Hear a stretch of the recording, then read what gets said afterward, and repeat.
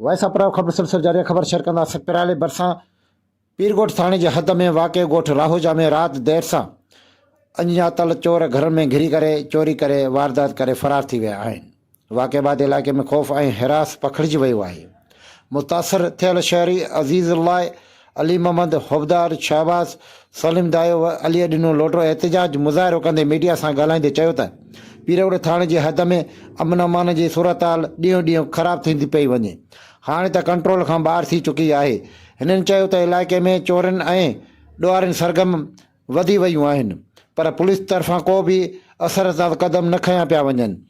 मुज़ाहिरीन आला अख़्तियारनि खां मुतालबो कयो त फौरी तौर ते नोटिस वठी करे ॾुआरनि खे गिरफ़्तार करे मुतासिर ख़ानदान खे इंसाफ़ फराहम कयो वञे। ॿिए सूरत में एहतजाजी दायरा वधाया वेंदा। वॉइस ऑफ पेज खे लाइक करणु शेयर करणु न विसारींदा। वॉइस ऑफ यूट्यूब चैनल अव्हांजो पंहिंजो चैनल।